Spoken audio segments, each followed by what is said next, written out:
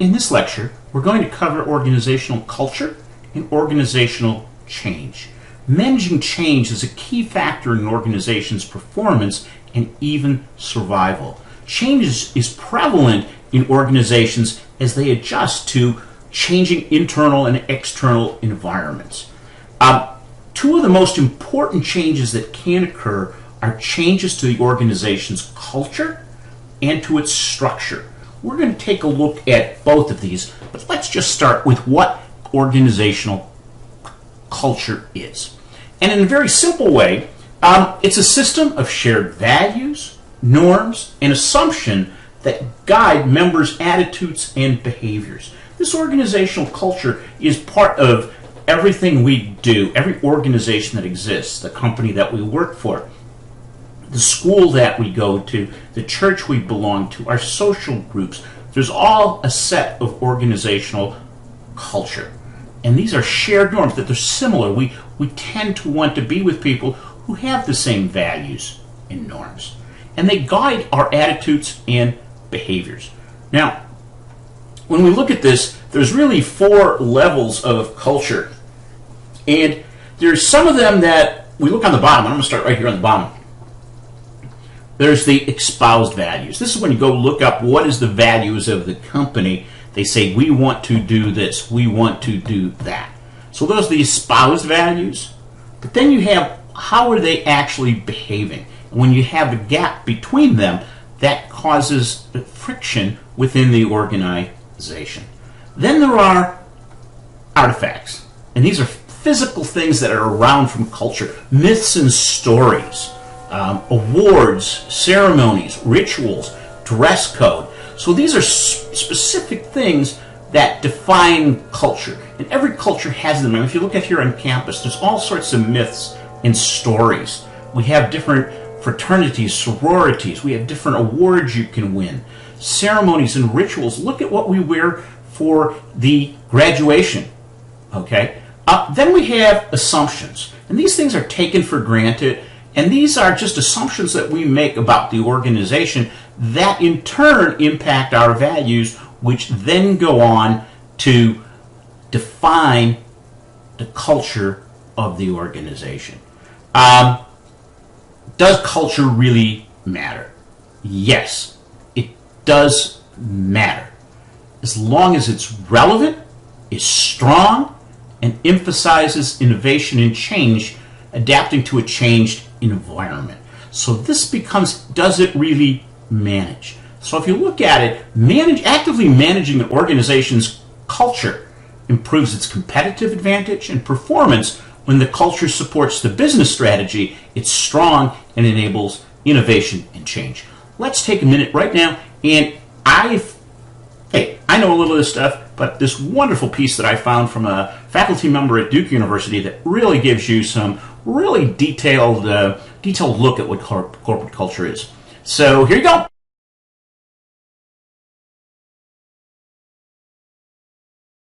I'd like to tell you about a research project on corporate culture that I've been working on with Cam Harvey and Jill Papadak from Duke and Shiva Rajgopal from Columbia University. This project's been supported by the Cole Center here at Fuqua and by CFO Magazine.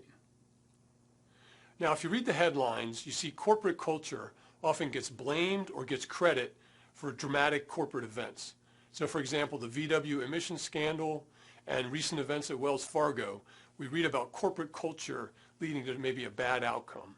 With Google, corporate culture gets at least some of the credit for Google having such a fantastic and successful company. So corporate culture is everywhere, and I have to admit I approached this research project as a bit of a skeptic. What exactly is this corporate culture? Is it really as important as these headlines say it is? And if it is, how does it work? These are questions that I wanted to answer and our research team wanted to try to answer. So what we did is we went out and surveyed 1,900 CEOs and CFOs from around the globe to ask them about corporate culture, what they think of it, how it works at their companies. We also interviewed companies one-on-one, executives from companies one-on-one that represent the 20% of the market capitalization of the U.S. stock exchanges. So we had quite a large number of companies and a lot of depth and importance of those companies. Now, it took 50 MBA students as research assistants to help us pull this off. We're really thankful for that help, and we couldn't have done it without them. All right, first question, is corporate culture important? Yes, executives tell us resoundingly corporate culture is very important, and it affects many parts of the company. So we went about trying to address this in two different ways. One was we gave executives a long list of possible value drivers, things that create value at their companies, and we asked them to rank those items. And it turns out corporate culture came out on top, the biggest value driver at companies. More important than the strategic plan, than the operating plan, more important than the CEO, and me, a finance professor, more important than the finance function of the company, okay? So corporate culture, very important. It came out on top, not just in the United States, but around the globe, in Africa, Europe, in Asia, in Latin America. We saw culture showing up as either number one or maybe a close second. So culture is very important. Second way we addressed this, where we just straight on asked, how important is corporate culture at your firm? And here, about 90% of executives told us culture is either important or very important, and most of them said very important. So we've established then that corporate culture is very important. The next question is, what is it? Okay, what exactly is corporate culture? So remember I told you we interviewed a lot of executives, and here's a couple interview quotes I'd like to give you a sense of what culture is. I'll paraphrase. The first is that corporate culture is like the tendons in our body. The tendons hold together the muscle and the bone, and they let our muscle and bone and body do the work it's intended to do in a healthy and productive way, okay? Like that, culture is what helps the company reach its potential, okay? Holds the company together, if you will. Another example is in the example of an orchestra. Corporate culture is like sheet music. You can hire the best trumpet player, the best violinist, and if they're not playing on the same sheet music, you won't get a very good outcome. But if you have the culture, if you have that sheet music, and they're playing in the same tempo, with same cadence, then you can have a wonderful outcome. Likewise, the culture is what helps a company reach its potential and helps the employees march together. So those interviews give us a nice idea of what culture is. But like true academics, we want to put more structure on it. We want a little framework, a little model, if you will. So we relied on existing research and kind of built on that. And what existing research says is there's kind of two ways you could break down a company. One part is the formal institutions, okay? And these formal institutions are things you could write down, the governance of the company, the compensation policies, the hiring and firing practices, you know, kind of tangible things. Those are important. People have done a lot of research on them. We're not researching them so much in this paper. On the other side, you have the informal aspects that we call corporate culture. And culture has really two main components, the values and the norms, okay? A little lingo. But the values, they're sort of like the Ten Commandments. They're chiseled on stone. They're the things we aspire to, that we'd like to achieve, okay? But the norms are actually the day-to-day living as we strive to reach those values, okay? And one of the main contributions of our paper, in the academic sense at least, is to kind of provide evidence that these norms are very, very important, the day-to-day living of the values. In fact, we're one of the few papers to focus on norms, and our conclusion is without the norms, the values and these other things don't matter very much, okay? You can look at a recent editorial by the former CEO of IBM and the editorials in the Wall Street Journal, and he says something very similar. Values, you look along websites, you see very similar values across companies, but the norms, where the feet hit the ground, if you will, the living out of the values, is the norms, that is really what matters, okay? So how does culture work? You need to have values, norms, and these formal things, the compensation policy, for example, working together and reinforcing each other to actually achieve an effective corporate culture, okay? So you need all of these aligned. Now, a little more detail, how does culture work? What we wouldn't want to do is think, oh, if I get a good culture, I'll get a good outcome. What we'd rather have you think of it as really a two-step process. The second step is, if I have an effective culture, I get the desired outcome. But the first step, and the one that we're really more focused on, is what do we need to do to achieve that effective culture? And here it's really, again, the norms, the values, and these formal aspects like the compensation policy and governance have to all work together to give you an effective culture. And this is what we think companies should focus on a lot, is what it takes to get an effective culture. What are some of the outcomes from having an effective culture, all right? Or an ineffective culture, as it might be. I'm going to talk about 4 things briefly. If you look in the research paper, there's probably a dozen more outcomes we could talk about. One is investment risk. We just lived through a financial crisis, a deep depression, or deep recession, excuse me. And what we've noticed is some companies seem to take on too much risk, okay? Now, what the executives at these companies tell us is that having a bad culture is what leads to companies taking on too much risk. A little surprising to us, a number of companies told us their companies take on too little risk. They're too satisfied with the status quo. And again, it's the culture isn't quite right to encourage the company to take on entrepreneurial risk. So bottom line here on investment risk is if you have an effective culture, you take the appropriate amount of investment risk. All right, ethics. 85% of executives tell us that when the culture is not right, it can lead to unethical or even illegal actions by employees. So it's not just the headlines that we read about. It's actually 85% of executives saying they need to get the culture right at their company or things could go sour, okay? Third, short-term versus long-term. Sometimes it's said that in the United States, companies focus too much on the short term and they should focus more on the long term. Again, executives tell us that when they have the bad outcome, focus too much on the short term, that's because the culture's not working right. When they have the good outcome, focusing on the long term, it's because the culture is working right. They have an effective culture. And then finally, let me give you a more specific example, mergers and acquisitions, okay? A very important investment decision, if you will. So here we ask, if your company has a target company in mind, and it's very aligned on the operational side, and it's the target's doing just what you want it to do, to acquire it and bring it into your company, but the culture is not properly aligned. So you have a misaligned culture. When that happens, we wanted to ask executives, well, how much of a discount would you require to acquire that target?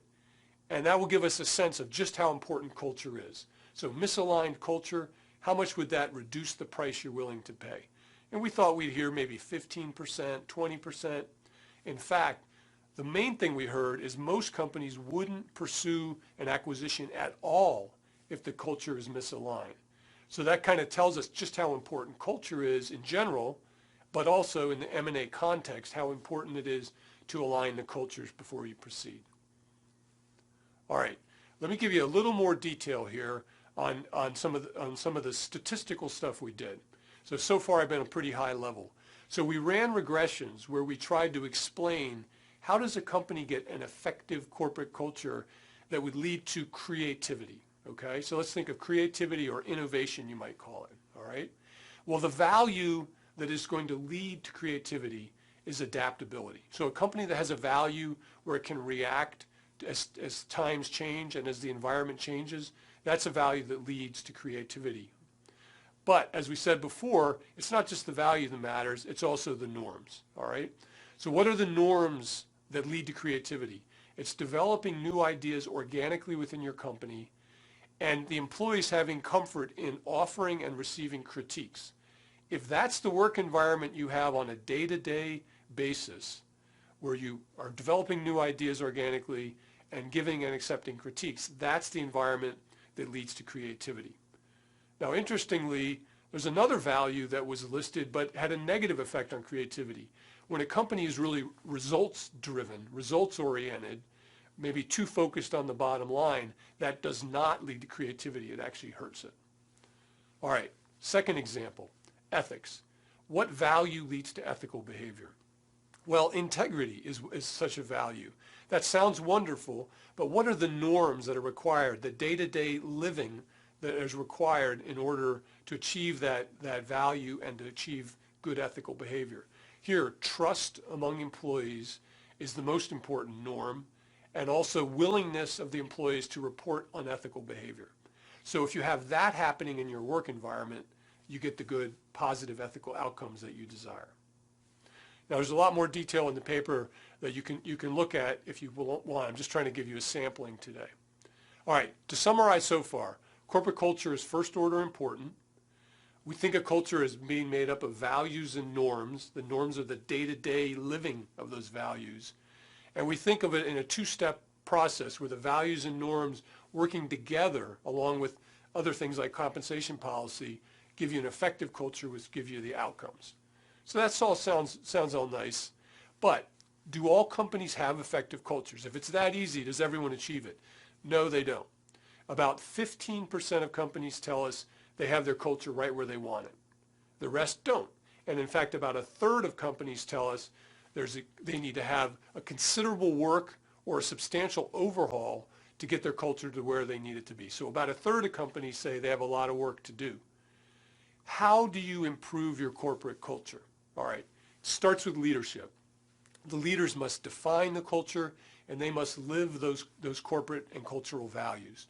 We're not talking about the board of directors. The board of directors hires the CEO, but the CEO and the leadership team are the ones that instill that corporate culture into the company. Now, it's very important that the culture permeate the mid-level management and the rank and file employees also, or of course it's not going to succeed. So we need employees of all levels to buy in and to live the culture on a day-to-day basis. Second point, the company must invest in corporate culture, okay? They must dedicate time and resources to instill and to reinforce the culture at the company.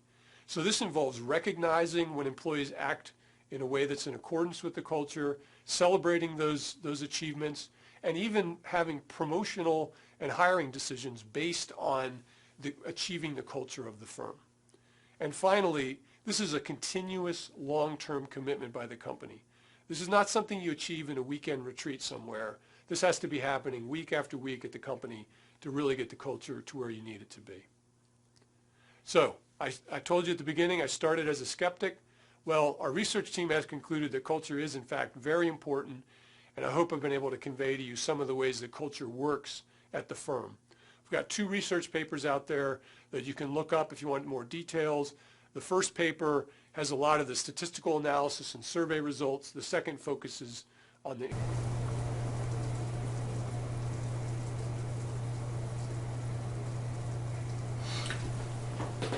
leadership really is one of the driving forces behind culture. When you're looking at culture, it is already there and it has built up over the history of the firm. A new leader may come in, and that leader may have a different perspective of what culture should be. And they can't just come in, snap their fingers, and expect the organization to change overnight. It takes time. So when we look at it, the leader has a role in directing culture, importantly directing it in a direction that makes it productive for the firm and to maintain it. How do they do that? Well, culture is influenced in part by its industry. What industry you are in drives that. And we saw that when we took a look at some of the companies, when we looked at Nordstrom and Dillard's, and we looked at Whole Foods, and we looked at these other firms. We got a sense that some of this is industry driven. And different industries develop different cultures based on the industry, based on how it's been approached. Is it a union shop? Is it a non-union shop? Okay, what makes it unique? What makes it that way? And some of it is very industry related because people move within the industry. It's influenced by our national culture in which the organization is embedded, and that can be in New York City, it can be in New York State, it can be in the U.S. or another country. But as we saw in Marriott and we saw it in Dillard's, that company founders and leaders influence a firm's culture because they're the visionaries, the people who drove it. And I think we look at this and say, look at some industries, some in the tech, they have this much more relaxed environment where they provide, take Google for example, where they provide food, exercises, places. It's embedded in that type of organization. And when we look at, we're a global world, that is very much a part of culture, is part of that.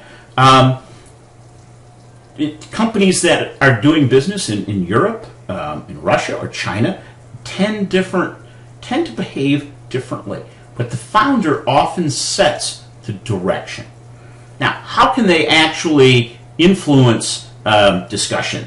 Make sure there's a clear sense of direction, where they're going, what the company should be, and select their teams with people who can share, express, and reinforce the desired values without getting into groupthink. So this is a balance in the organization. Watch what they're actually doing themselves. Saying one thing and doing another is the best way of destroying a vision or a direction you want to go. You need to use these values, because values are what's going to result in the norms. When you start practicing them every day, demonstrating them, then people will start to follow. That consistent role model behavior reinforces culture that it's good. If a manager acts opposite of what they're saying and what the values of the company are, people won't believe them. Make sure that human resources management procedures are consistently applied, not just written, but consistently applied. Nurture traditions and rituals that express and reinforce the company. Celebrate those things. Changing an organization's culture helps instill new employees' attitude, behaviors, and values. So when we start looking at this, the culture is everything. So if we're moving into organizational change, that means something has to be different.